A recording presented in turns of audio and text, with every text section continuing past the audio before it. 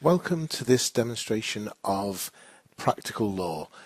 Practical Law was a database that used to be called Practical Law Company. So if you see references to that, they're talking about what's now called Practical Law. Like most databases, the best place to start looking for the database is from the library catalogue. So that's where I am now, Library One search. And if I click at the top where it says Find Databases, I can either search alphabetically here, or I can just type in the title of the database. So Practical Law and Find Databases, and that gives me a link through to the Practical Law database. So click on there and I'm taken through. Let's have a quick look at the home page here. At the minute I'm logged in a kind of generic login. What you might well want to do is to create a profile on here for yourself, give you a few extra features to play around with. The easiest way to do this is to, from this point, sign in with a different account. And if I do that, I get a big password, username and password section here. Now, I don't use that at the minute. The 1Pass is really for corporate users, and you may well in the future use that. But at the moment, right down at the bottom, there's an option here, select your institution. And you select that, Nottingham Trent down here. Click on there, continue. It asks me for my normal username and password. And that will let me into what looks like a very similar home page. But in fact, I've got a few extra options now here. If I click where the little head is, it knows who I am. I've got options such as this fast draft feature, which I'm not going to go into in this demo, but that's for creating documents within the system. Put things in folders. You can mark things as being a favourite. So if you want to go back to a particular section or resource again, you can do that quite easily. To get back to this homepage, I just click on there where it says Thomson Reuters Practical Law. Okay, other features of the front page here. Your default region should be the UK. If you find that's different, you want to change it. There's a little pull down menu with various different regions of the world. If you want to look at these different regions, click on where it says Global. You'll be taken to this page which lists all the different areas of the world. Let's say you want to look at something from Germany, maybe German law.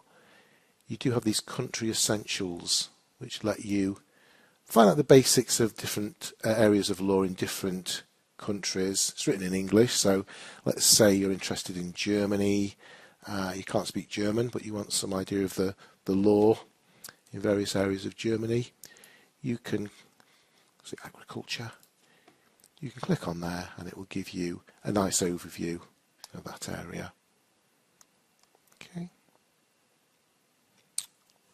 That's the main page. So in most cases you'll want to be in the UK. The browse menu is not particularly useful in that if you pull that down, basically you get a very similar list to the information that's on the home page here anyway. Different practice areas, resources and international material. Moving on to the side here. It's probably worth noting that Ask a Question won't send a question to the library at Nottingham Trent. It will send a question to Practical Law themselves. So think carefully before you use that option. Maybe ask the library first if you've got any burning questions about this database. Over here we have Practical Law's in-house magazine, PLC, so it's still using that Practical Law Company name. This is a magazine which brings you news and views on topical subjects within actual law practice.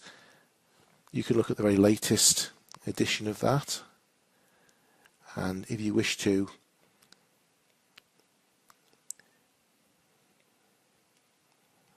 you can look at archives of that particular magazine. View back issues, and I can look at all back issues of the magazine. And right at the bottom of the home page there are featured articles. So these are articles where something new has happened, or articles of particular concern at the minute. So an obvious one there is a Brexit legal implications article, which you can click into and read. The collection of articles there.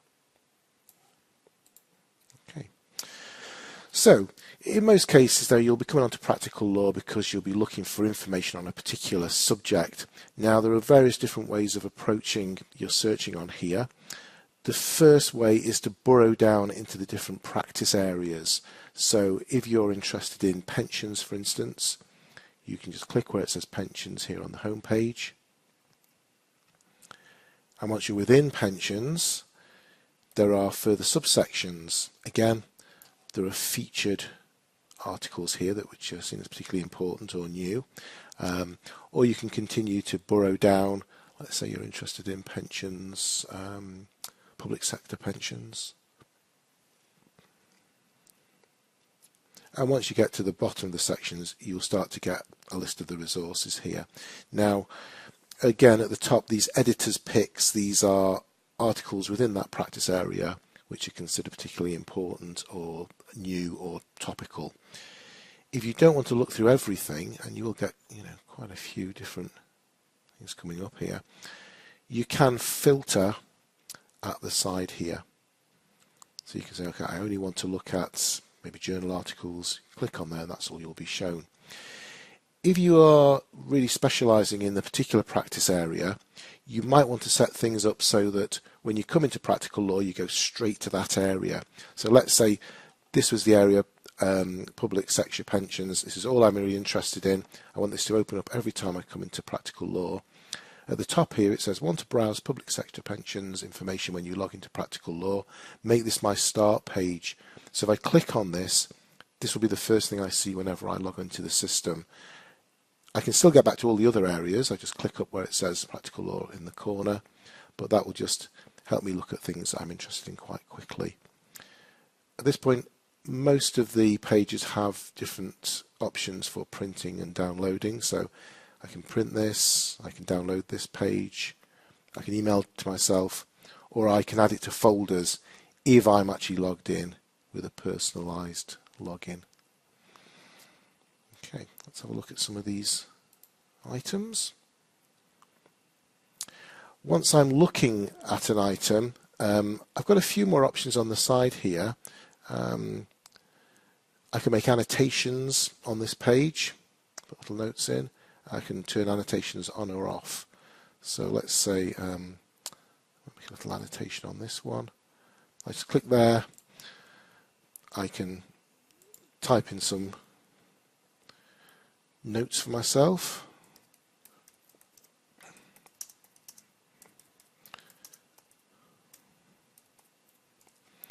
And I can save that on there.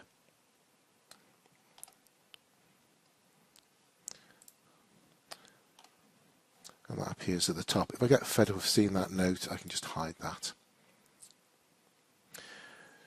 This article might well be interesting in itself. I can also click on here, related content, to find other articles that have some connection to that particular article.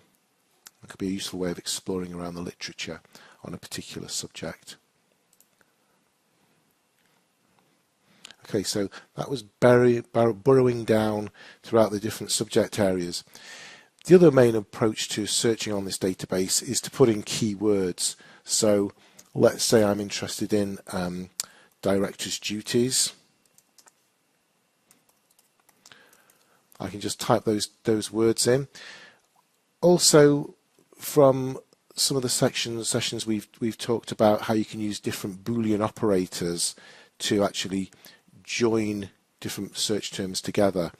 So for instance, director's duties, rather than searching those two words separately, I might want that always to search as a particular phrase, those two words together in that order.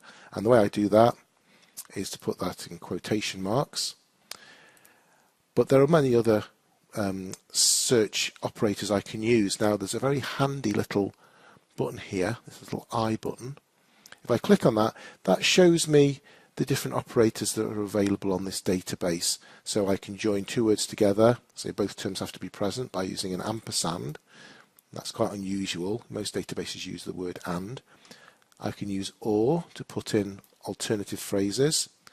I can use /p to say both these phrases have to be in the same paragraph. The truncation symbol for words with different endings. So if I wanted liquidation, liquidated, etc., I could put liquid and an exclamation mark in there. So that's quite a handy little guide there to the various options that are available. But in this case, I'm just going to look for director's duties as a phrase. Press return. And I get a list of various different resources coming up. There are two main types of resources that will come up on this database. You see some of these have got the letter M and maintained next to them. Others have a letter P and it says law stated as of, and then there will be a date in there. So basically, a resource like this first one, this is actually produced by Practical Law themselves. This is one of their kind of in-house articles, and if the law changes over time, they will change the article to reflect that. So that means it's maintained by them as an up-to-date resource. If I go back to the list, this one here, P, so this is going to be a journal article. Let's have a quick look at it. And this was published in a particular journal in 2012, and that's it. It's kind of frozen in time. If the law has changed since 2012, that won't be reflected in this article. So you will need to check up that the facts that are stated in the article are still up to date. Okay, that was quite a general search that I did. If I want to get some more specific subdivisions of these results, I've got 145 to search through here.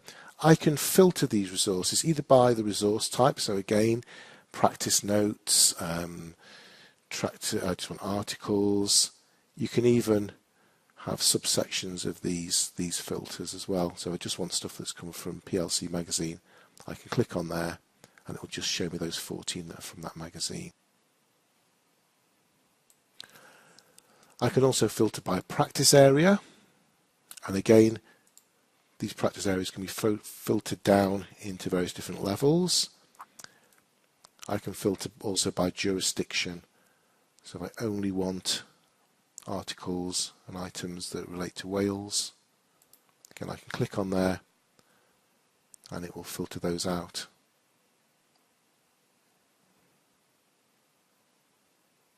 And if I want to get rid of those filters, I can clear all filters at the top. I can select multiple filters as well. So I can do a combination of keyword searching on this database, and then I can filter later on into different sections. Returning to the home page, right down at the bottom, if I want to, I can set up a Twitter feed so that updates to Practical Law will be sent through to me on a Twitter feed. That's its alternative to logging on every time. And again, I can say there's particular areas that I'm interested in. Okay. So basically, this is a very good database, very specifically for actually the practice of law, the kind of work that you'll need to do from day to day working in the law area. So I hope that's been a useful guide. Any questions, any problems you have using the system, go to the usual places, libinfodirect@ntu.ac.uk if you want to email in a query, or make an appointment with the Learning and Teaching team if you'd like to have a little one-to-one talk about any problems that you've got with the database.